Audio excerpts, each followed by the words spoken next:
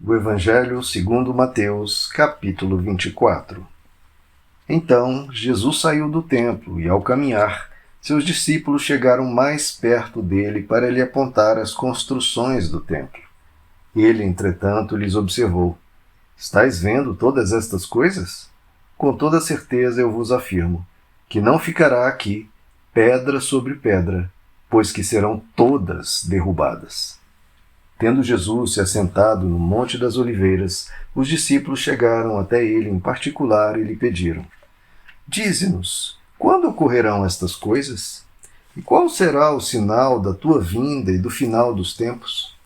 Então Jesus lhes revelou: Cuidado que ninguém vos seduza, pois muitos são os que virão em meu nome, proclamando: Eu sou o Cristo, e desencaminharão muitas pessoas.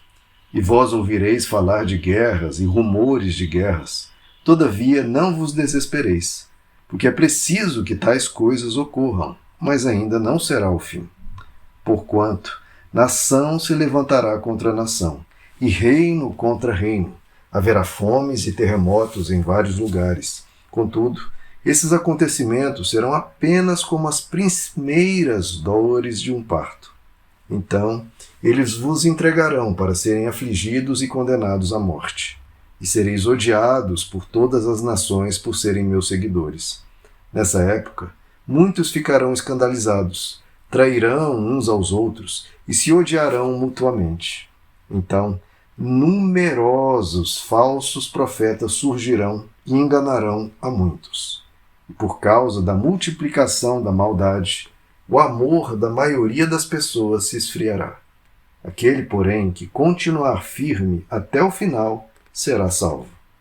E este evangelho do reino será pregado em todo o mundo habitado como testemunho a todas as nações, e então chegará o fim. E assim, quando virdes a profanação horrível da qual falou o profeta Daniel no lugar santo, ao ler o profeta entendereis isso. Então, os que estiverem na Judéia, fujam para os montes. Quem estiver sobre o telhado de sua casa, não desça para retirar dela coisa alguma. E aquele que estiver no campo, não volte para pegar sua túnica. Serão dias terríveis para as mulheres grávidas e para as que estiverem amamentando. E orai para que a vossa fuga não ocorra durante o inverno nem no sábado.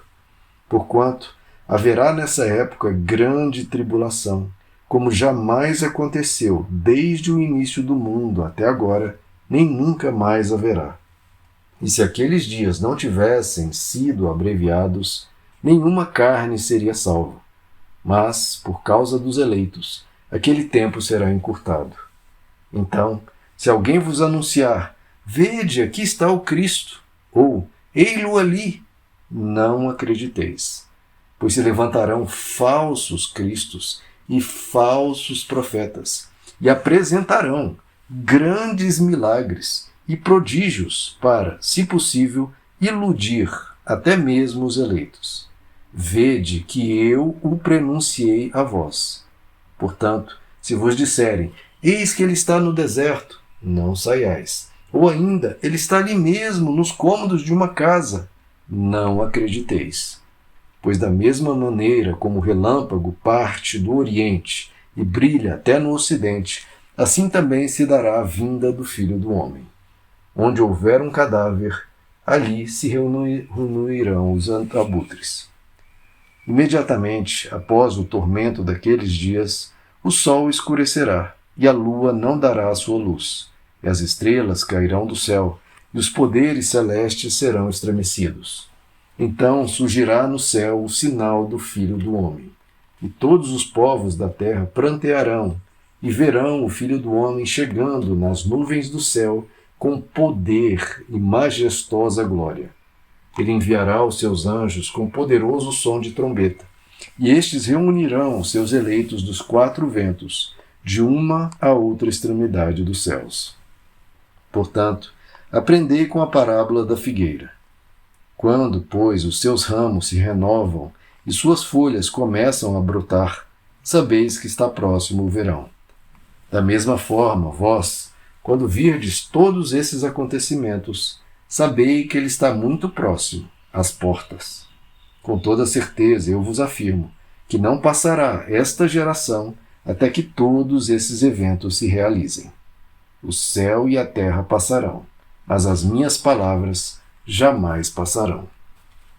Entretanto, a respeito daquele dia e hora, ninguém sabe, nem os anjos dos céus, nem o Filho, senão exclusivamente o Pai. Como aconteceu nos dias de Noé, assim também se dará por ocasião da chegada do Filho do Homem. Porque nos dias que antecederam ao dilúvio, o povo levava a vida comendo e bebendo, casando-se e oferecendo-se em matrimônio, até o dia em que Noé entrou na arca.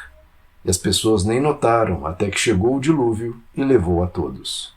Assim ocorrerá na vinda do Filho do Homem. 2 homens estarão na lavoura, um será arrebatado, mas o outro deixado. 2 mulheres estarão trabalhando no moinho, uma será arrebatada, a outra ficará para trás. Por isso vigiai, porquanto não sabeis em que dia virá o vosso Senhor. Contudo, entendei isto: se o proprietário de uma casa soubesse a que hora viria o ladrão, se colocaria em sentinela e não permitiria que a sua residência fosse violada. Portanto, ficai igualmente vós alertas, pois o Filho do Homem virá no momento em que menos esperais. Sendo assim, quem é o servo fiel e sábio, a quem o Senhor confiou os de sua casa para dar-lhes alimento no seu devido tempo?